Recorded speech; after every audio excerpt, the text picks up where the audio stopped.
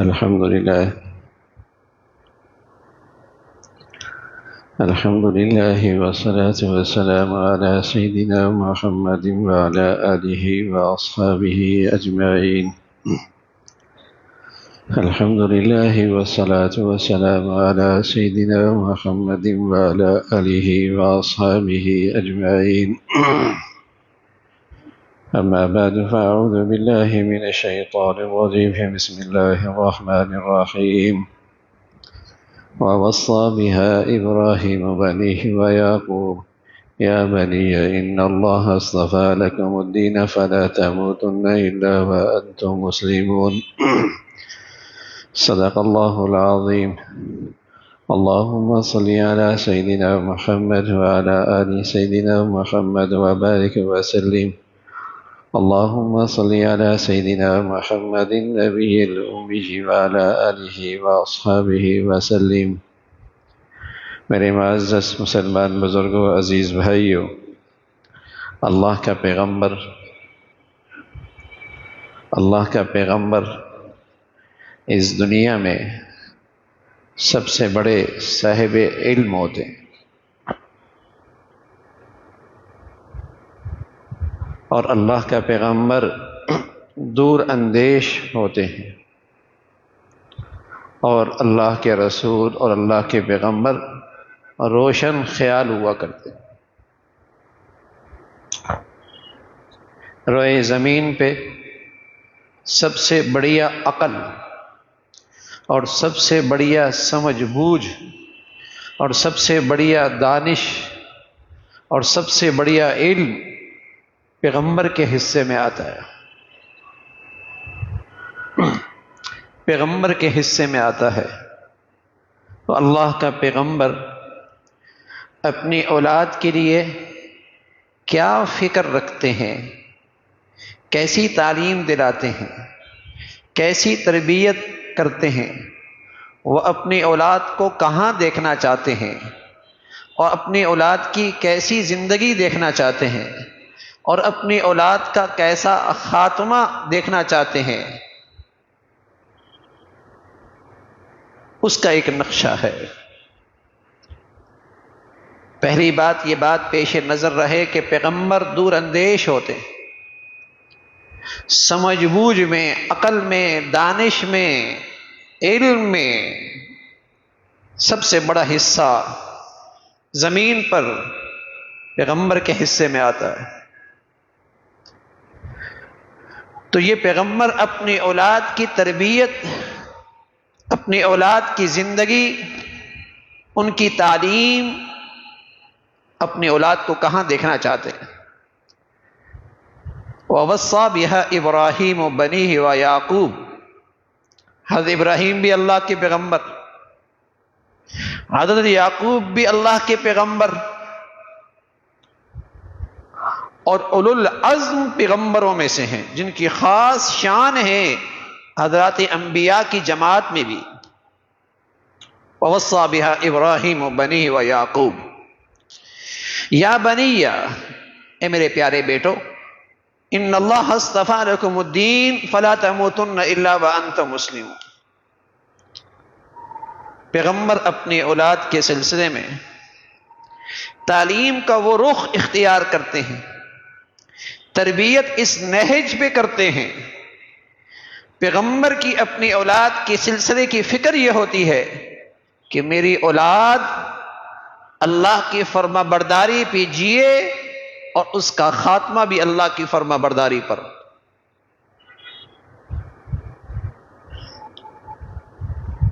یہ پیغمبر اپنی اولاد کی تربیت کی بنیاد رکھتا ہے، تعلیم کی بنیاد رکھتا ہے، تربیت کی بنیاد رکھتا ہے۔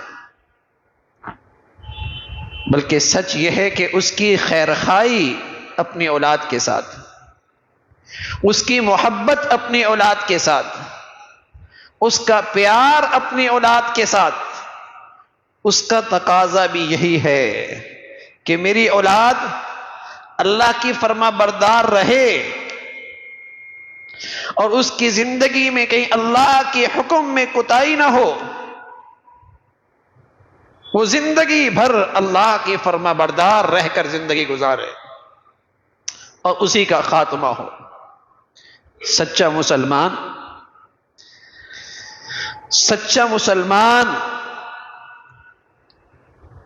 اپنے دل میں پیغمبر پر ایمان رکھتا ہے کہ پیغمبر کا کہا بھی سچا اور پیغمبر کا کرنا بھی سچا،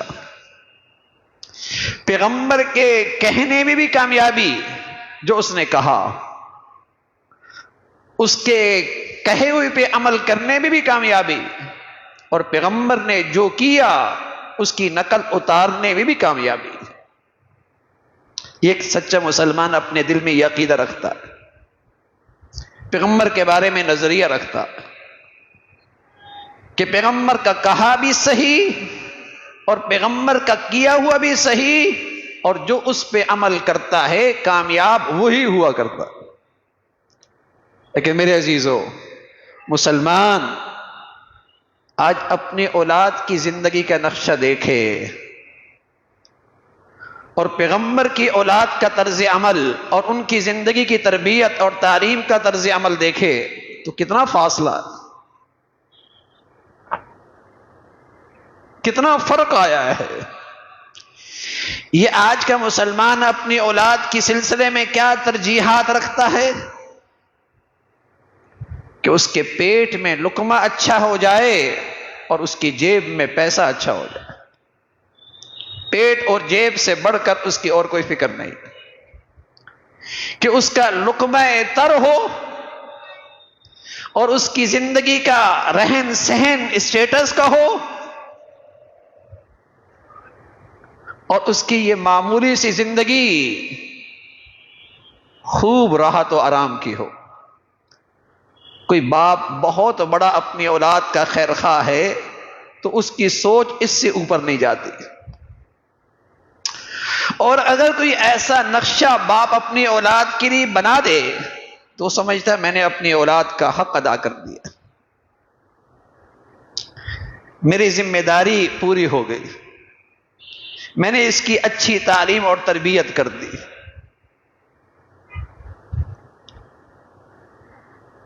اولاد کے سلسلے کے یہ غلط فیصلے کی بنیاد کب پڑی؟ مسلمان گھرانوں میں اور مسلمانوں کی اولادوں میں اور مسلمان معاشرے میں اولاد کے سلسلے کی یہ غلط فیصلوں کی بنیاد، اس کا آغاز کب ہوا؟ اس کا آغاز اس وقت ہوا جب مسلمانوں کے نظروں میں یہ دنیا بہت نفیس اور یہ دنیا کی قیمت بہت بڑھیا ہو گئی۔ جب مسلمانوں کی نظروں میں یہ دنیا بہت نفیس، بہت خوبصورت، بہت بڑھیا اور بہت قیمتی ہو گئی تو اولاد کے سلسلے میں، ان کی تعلیم و تربیت کے سلسلے میں یہ پیغمبر کے راستے سے ہٹ گئے۔ اولاد کی تعلیم اور تربیت کے سلسلے میں انہوں نے اپنے پیغمبر کا دامن چھوڑ دیا، اور اس کے نتیجے میں آج اس کے سامنے اسی کی ایسی اولاد ہے، مسلمان معاشرے میں ایسی اولاد ہے جس کو کلمہ بھی صحیح الفاظ سے نہیں آتا، جسے کلمے کا مفہوم بھی نہیں آتا، جو نہ رسالت کو جانتا ہے اور نہ ہی توحید کو جانتا ہے، اور کہنوں میں اور سننے میں مسلمانوں کی اولاد مردم شماری میں مسلمان ہے۔ یہ مسلمانوں کی اولادوں پر اس ظلم کا آغاز کب ہوا؟ مسلمانوں کے ساتھ، مسلمانوں کی اولاد کے ساتھ اس بدسلوکی اور اس زیادتی کا آغاز کب ہوا؟ میں عرض کر رہا ہوں اس کا نقطہ آغاز اس وقت ہوا جب مسلمانوں کی نظروں میں دنیا بہت بڑی چیز ہو گئی، دنیا کی قیمت بڑھ گئی، تو مسلمانوں کی زندگیوں میں اولاد کے سلسلے کے فیصلے غلط ہو گئے۔ جیسے ایک کافر اپنے اولاد کی تعلیم اور تربیت کا انتظام کرتا ہے اور اس کافر کو کل کی زندگی پہ ایمان اور یقین نہیں، اس کی نظروں میں یہی زندگی سب کچھ ہے۔ وہ بھی اپنی اولاد کو تعلیم و تربیت کا انتظام کرتا ہے، وہ بھی اس کا کیریئر جو 60-70 سال کا ہے اس کو اچھا دیکھنا چاہتا ہے۔ تو جب مسلمانوں کی نظروں میں بھی یہ دنیا بڑی چیز ہو گئی اور آخرت کی زندگی کو فراموش کر بیٹھے، تو یہ بھی اپنے بچوں کا جب کیریئر بنانے نکلتے ہیں تو اسی 60-70 سال کو سامنے رکھتے ہیں اور سمجھتے ہیں میرا بیٹا بہت کامیاب ہو گیا ہے۔ پیغمبر تو یہ نہیں سوچا کرتے تھے، پیغمبر تو اپنی اولاد کی تربیت نہیں کیا کرتے تھے، پیغمبروں کا طرز انداز تو یہ نہیں ہوا کرتا تھا،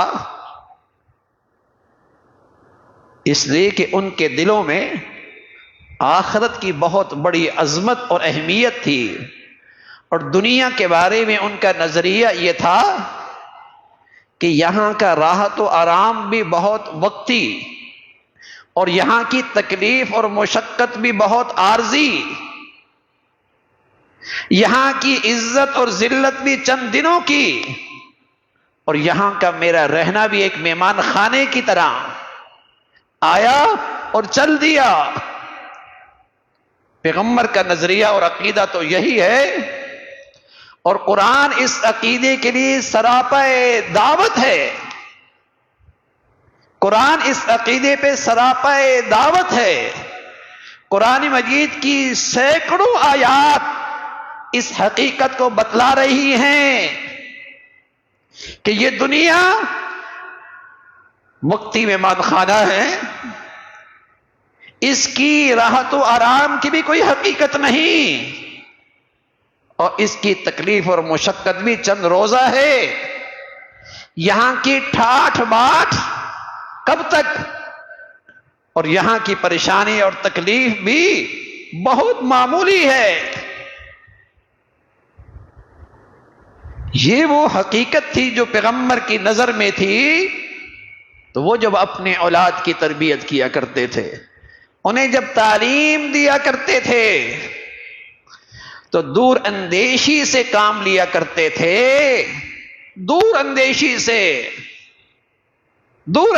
سے، اور ان کی فکر یہ ہوتی تھی تعلیم میں، تربیت میں، ان کے گھر کی زندگی میں، کہ میری اولاد اللہ کی فرما بردار رہے اور اس فرما برداری پر اس کا جینا اور خاتمہ ہو، تاکہ اس کا کھربوں سال کا کیریئر سنور جائے، تاکہ اس کا کھربوں سال کا کیریئر سنور جائے۔ لیکن میرے عزیزو، اس برائی کا آغاز، مسلمان معاشرے میں بربادی کا آغاز، مسلمانوں کے تعلیمی نظام، تعلیمی اداروں میں بربادی کب آئی کہ ان تعلیمی اداروں سے، اس نظام سے اسلامیت کی روح نکل گئی، ایمان کی روح نکل گئی، اسلامی زندگی اسے نکال دیا گیا جب یہ دنیا بڑی چیز ہونے لگی۔ اور اللہ کریم کہہ رہا ہے بل تؤثرون الحیات الدنیا، کان کھول کے سنو، تمہاری زندگیوں میں آخرت کی اہمیت نہیں، اس لیے کہ تمہاری نظروں میں دنیا بہت بڑی چیز ہے۔ اللہ کریم کہہ رہا ہے کان کھول کے سنو، تمہاری زندگی میں کل کی زندگی کی کوئی اہمیت نہیں، اس لیے کہ تمہاری نظروں میں دنیا بڑی چیز ہو گئی ہے۔ تمہاری اولاد کے تعلیم و تربیت کے فیصلے اس دنیا کو سامنے رکھ کے کیے جاتے ہیں، اس آخرت کی زندگی کو سامنے رکھ کر نہیں سوچا کرتے۔ اور یہ سوچ کا انداز پیغمبر کا نہیں، یہ سوچ کا انداز مسلمان کا نہیں، یہ سوچ کا انداز کافر کا ہے۔ کافر اس دنیا کو سوچ سامنے رکھ کر اولاد کے فیصلے کیا کرتا ہے۔ یہ سوچ کا انداز نہ پیغمبر کا ہے، نہ رسول کا ہے، نہ مسلمانوں کو ہوا کرتا تھا۔ یہ سوچ کافر کی ہوا کرتی تھی جن کے لیے دنیا ہی سب کچھ تھا. بل تؤثرون الحیات الدنیا، کہ تمہاری نظروں میں آخرت کی اہمیت نہیں، دنیا بڑی چیز ہے. اور ساتھ اللہ کریم کہہ رہے کہ اس مصیبت کا علاج یہ ہے، جو غلط کر رہے غلط فیصلے کر چکے، زندگی کا نقشہ غلط بنا چکے، زندگی کے فیصلے غلط ہو رہے، فرمایا اس کا علاج کیا ہے؟ بیماری کی تشخیص بھی کی، علاج بھی تجویز کیا. بیماری کی تشخیص بھی کی، علاج بھی تجویز کیا، اور علاج یہ بتایا والآخرۃ خیر وابقی، والآخرۃ خیر وابقی. تمہارے دل میں یہ بات بیٹھ جائے، تمہیں یہ یقین ہو جائے، تمہیں اس بات پر ایمان نصیب ہو جائے کہ کل کی زندگی بڑھیا ہے اور لازوال اور پائیدار ہے. کل کی زندگی بڑھیا ہے اور لازوال اور پائیدار ہے. یہ تمہارا عقیدہ بن جائے، اس کا تمہیں ہر وقت خیال رہے، اس بات کا ہر وقت تمہیں دھیان رہے.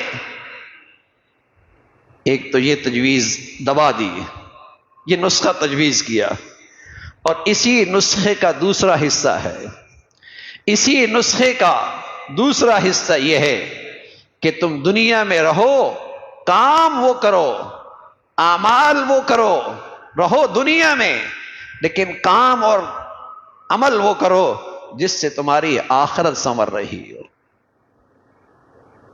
تمہاری دنیا کی خوشحالی تب قابل تعریف ہے جب اس خوشحالی سے تمہاری آخرت خوشحال ہو رہی ہو.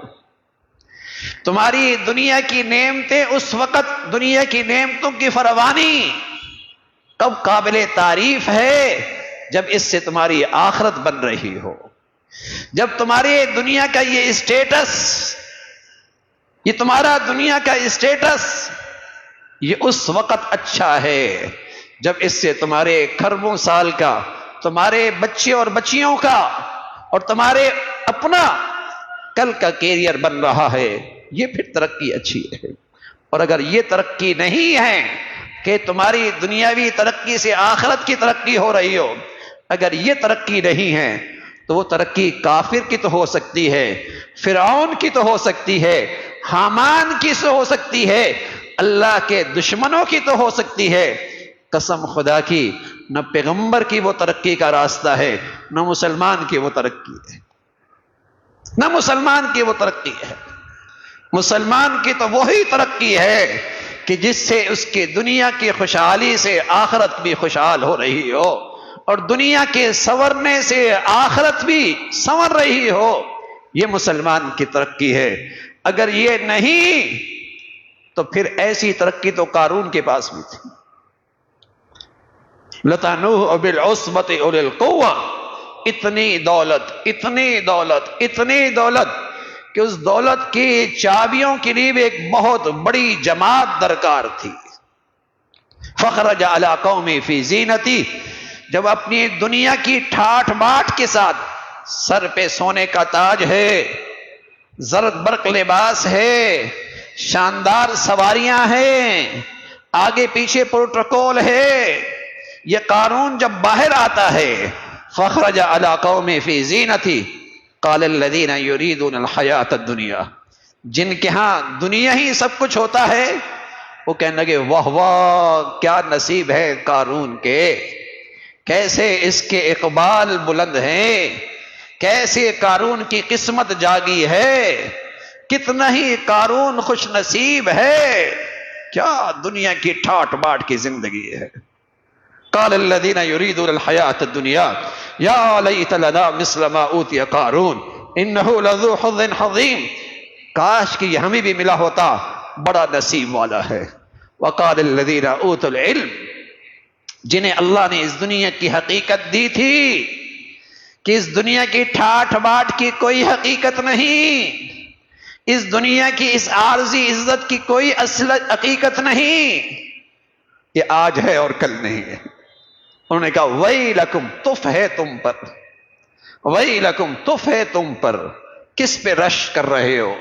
اگر اس دنیا میں کوئی رش کرنے والا ہے تو اس پہ رش کرو جس کی دنیا کی زندگی سے آخرت کی زندگی سنور رہی، جس کی دنیا کی سنورنے سے آخرت کی زندگی سنور رہی ہے، جس کی دنیا کی نعمتوں سے کل کی زندگی بن رہی ہے، ارے اس پہ رش کرو، یہ خوش نصیب ہے، یہ عقل مند ہے، یہ دور اندیش ہے۔ تو میرے عزیزو، سچ یہی ہے کہ آج اولاد کی تربیت کے فیصلے غلط ہو گئے۔